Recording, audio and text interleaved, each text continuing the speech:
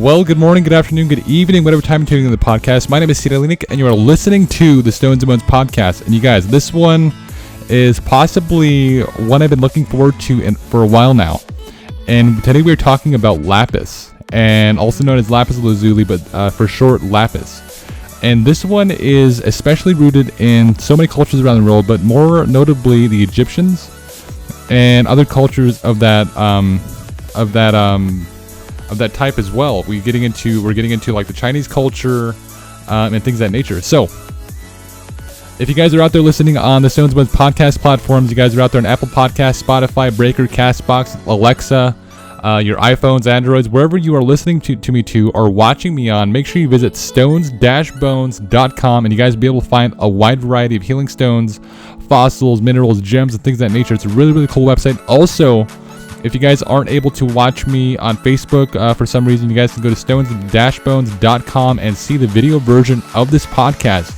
Now, that being said, if you guys are also out there watching me on Facebook, watching me on YouTube, Instagram, wherever you may be, make sure you listen to us on the go. Search Stones and Bones podcast on Apple Podcasts, Breaker, Castbox, wherever you may be, and you'll be able to listen to the podcast on the go, friction-free. A really, really cool place to just tune into and learn about something cool. Things you don't really learn about, especially in today's day and age with social media and all these crazy videos going around. It's a really cool thing to just kind of dip your toes into learning about something cool, and whether that be your birthstone or just learning about gems and minerals in general. And this is going to be something that I'm truly excited about, because this podcast has been a long time coming, especially getting into Lapis, and especially diving into other cultures around the world, the Egyptians, the Assyrians, Chinese cultures, Mexican cultures, and things of that nature, Romans. And this is one of the ones that pop up mostly, especially when you look into gems and minerals in that area. Now, I do have some notes here, and forgive me for reading off my notes today, because if you guys don't know, I'm actually recording this at like 3 o'clock in the morning, and my schedule just kind of got a little messed up today, but I'm trying to get this podcast out for you guys. Especially sitting down and doing this podcast is truly important, and it's just a really fun thing to do. So I had to run through really, really quickly and get my notes together and formulate a thought for you guys at home, and give you guys something that is going to hopefully stick with you, especially if you guys own a piece of Lapis. And this one I am not able to hold up to the screen like I usually do, because it's a blue stone, and I work on a green screen. So green and blue go hand in hand, especially working with green screens and blue screens. It'll just disappear on camera unless I'm using something. I do have another editing software where I can just make it to where that appears also on camera, as well as having a green screen, but I don't really have the time to go in and make that happen. So I'm going to be giving you guys basically a rundown of what this stone is and how it tied into cultures, especially how this was used in medicine, how this was used in cosmetics and things of that nature. And also, if you guys are a December baby and you guys want an alternative to a birthstone, this is one to look for, especially getting into a more traditional sense of healing stones and your birthstones. So Lapis is Lapis Lazuli, but Lapis for short, and it's a metamorphic rock prized since antiquity. Lapis Lazuli gets its name from the Latin phrase lapis, meaning stone, and the azula from the Arabic origin, meaning blue. And that one kind of struck me, because I watched this show with my kids, and it's called, I actually watch this by myself as well sometimes, and it's called Avatar, and there's a girl on there, her name is Azula, and I was like, that's pretty cool. I wonder if she's from around those origins, and something to get into. But anyways, it is a metamorphic rock formed from the limestone family. It has a hardness level of a 5.5. Now, this is more, especially if you guys want to wear this as a piece of jewelry, or if you guys want to carve this into a piece of jewelry. I know that this is basically an essential piece of information to learn about of what the hardness level of a stone is, or a mineral. And this is on the Mohs scale of mineral hardness. And the signature colors include green, blue, or violet blue. Lapis is found in limestone in the Kakcha River Valley in Afghanistan. Mines even today are still a major source of lapis in Afghanistan. And this is one of the things, is because I especially like to look at the origins of where the stone is mined. So that way I kind of get a sense of where the stone is coming from, especially it's especially cool to a lot of people, especially coming into the Stones and Ones Rock Shop, is learning about where the stone comes from. I mean, if you tell them that this stone is from Afghanistan, or if this is a stone from Egypt, or this is a stone from China, and things of that nature, it's a really, really cool thing to tie into someone buying the stone and someone taking it home and making it theirs. It's just a really cool, it's something really cool for someone to have, especially if it's coming from overseas. And that is one of the things I like to include, especially getting these stones out to you guys and making it plain as day that these stones aren't just something simple. A lot of these stones have a lot of tie-ins with culture, and they become more complex as you dig more deeper into the stones.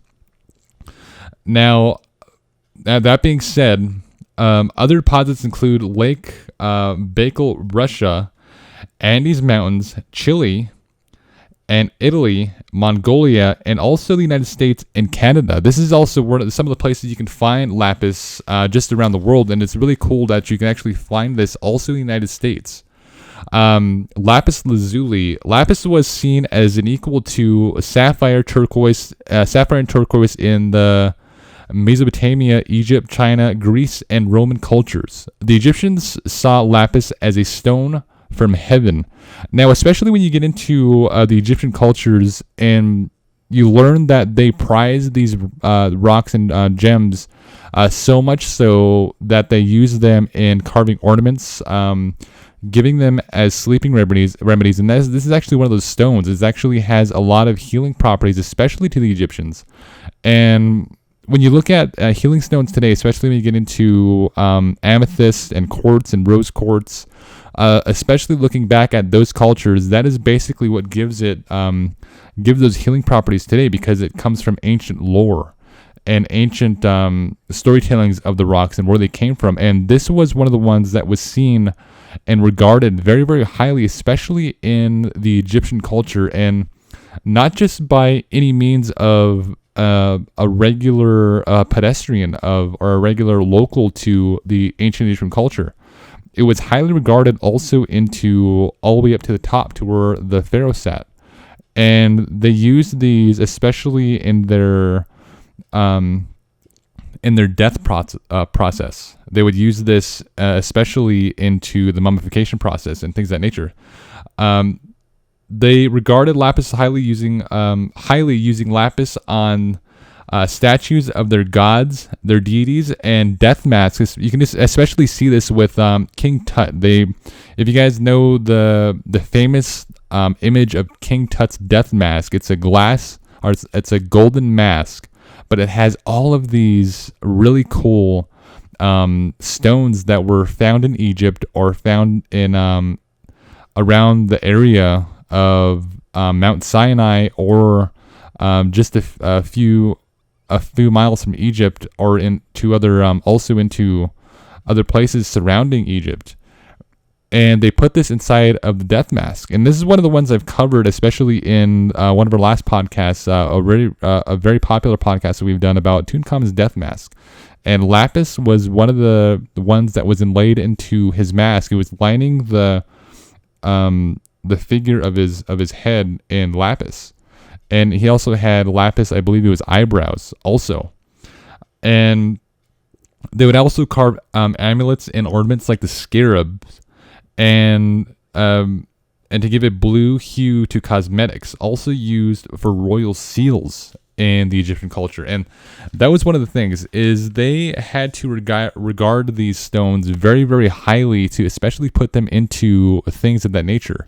To give them to the pharaoh, especially in his death, was one of the things, and it's one of those very important stones, especially to the Egyptian culture. And more so getting into more recent eras in the United States, into Europe, especially with artists. And I'll get to that in a second. Lapis is also a December birthstone in a traditional sense. Now, this is one of the cool things. The American National Association of Jewelers in 1912, which is also the year that the Titanic sank, and that's completely irrelevant. But I've done a podcast actually about the Titanic and some of the conspiracies surrounding it on my page at Fallen Hour on Facebook. Now, in 1912, they officially adopted turquoise and blue topaz as December's birthstone, but lapis can be an alternative to turquoise and blue topaz. Also, the planetary stone for Capricorn and the birthstone for Libra.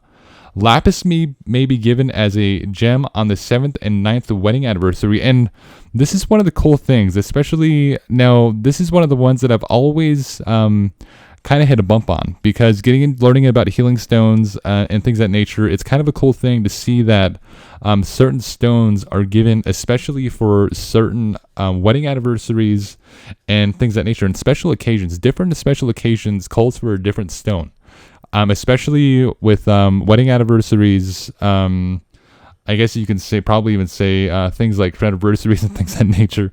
It's just that all these different stones lend some sort of meaning to those numbers, especially in marriage. And this is a stone that you can give on the 7th and 9th wedding anniversary. We actually had a guy come in to the Stones and Bones rock shop, and he was looking for quartz because it was a wedding anniversary for the 15th year, I believe.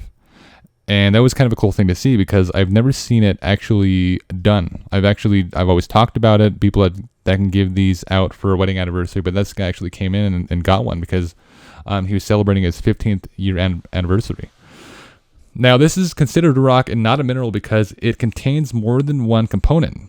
Contains mostly lazurite, and also contains calcite, which is white, and sodalite, which is some of the blue hue, and pyrite.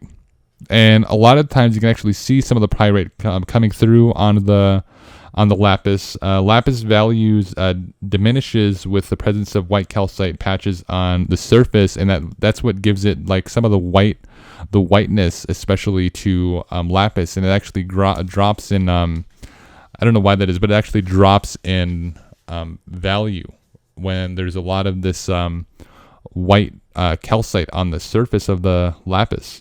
Now, this is some of the lore surrounding lapis, and some of these things are really, really cool to get into, especially when you are researching healing stones. If you are trying to add this to your collection, and you guys are looking, or if you're trying to add this to your collection, you're trying to get a sense of what the stone is and how this ties in and how it can fit inside of your overall collection at home, your overall collection in your shop. And that is one of the cool things as well, is there's plenty of people that actually shop for healing stones for their shops, whether they're working with crystals and things of that nature. And this is one of the things to learn, is actually some of the lore stories that are tied to the healing stone. Now, some of the healing properties on lapis are it strengthens the total awareness and creativity, said to also expand your viewpoints, said to aid in sleep and cure insomnia. And this is one of the ones that was also tied into the Egyptian culture. Now, I believe I was getting into also quartz, and I believe it was malachite.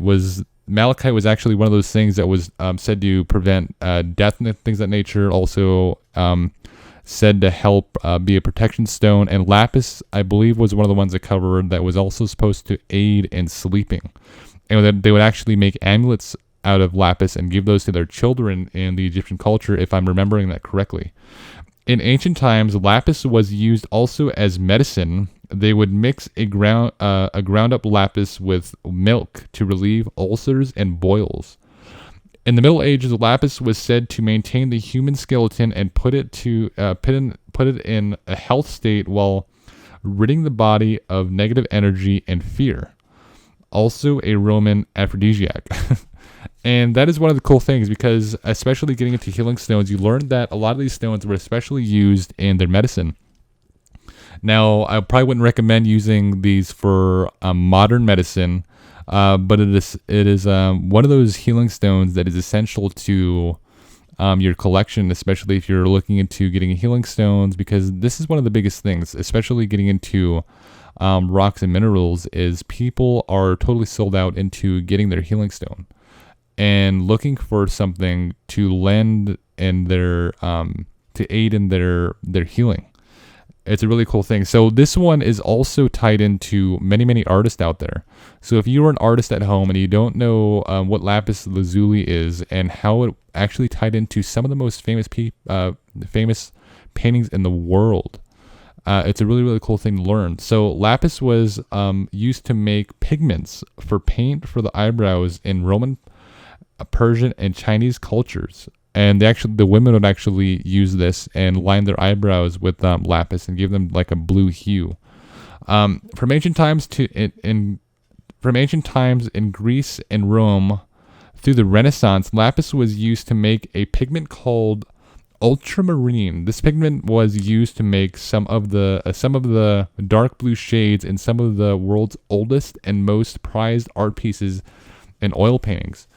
And I remember watching a documentary about this, is actually how they were using some of these pigments and how they were able to ground up like things like malachite, things like lapis, and able to give their paintings certain pigments, because they actually didn't have a wide production like we do today, of where they can actually substitute certain things and make pigments.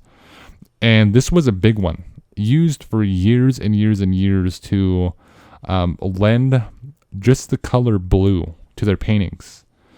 And I remember seeing some of these minerals that they're actually using inside of paintings back then that could have actually been poisonous to the artist, and if it was to get wet or something, it could have been poisonous to the owner, to the new owners, and things of that nature. But it's one of those really cool things to especially learn, especially if you're an artist. And I know that also today there's also some artists out there who actually practice this and make these pigments out of lapis, out of malachite, and paint with those, because they want to basically put themselves back into that state of creating something out of nothing, and actually creating something out of something also beautiful, which would be lapis or malachite, and just lending that into their art pieces. And it's just a really cool thing to really get into. And I actually want to get one of those art pieces where someone actually paints with lapis or paints with malachite. It'd be a really cool thing to get into. So that being said, I hope you guys enjoyed the podcast. Forgive me for reading all my notes. It was just a really hard thing. I'm actually trying to get out of reading notes, but especially when I'm trying to do a podcast and trying to get that out to you guys in a hurry and make sure you guys have a Wednesday podcast. Is something truly important to the Stones and Bones podcast, the Stones and Bones page. That being said, if you guys are out there listening on Spotify, Apple Podcasts, Breaker, CastBox, make sure you search stones-bones.com. There's a wide variety of healing stones. You guys can go on there, and I'm also looking at maybe publishing some of my written versions on the podcast. I actually haven't had time to actually put those up on the website, but there'll be a lot of new things coming to you guys on the website. So that's stones-bones.com. That is Stones and Bones Billings on Facebook and Stones and Bones Billings on YouTube and Instagram. Also, if you guys are out there listening or watching me on Facebook and Instagram, search Stones and Bones Podcast on Apple Podcasts, Google Podcasts, Spotify, Breaker, CastBox. And you guys will be able to listen to me on the go and listen and learn about a stone, learn about your healing stone. And that is going to be one of the themes going forward, is actually getting into healing stones and lending you guys some good thoughts and learn something cool about your healing stone. That being said, my name is Sid Alinik, and you're listening to the Stones and Bones Podcast.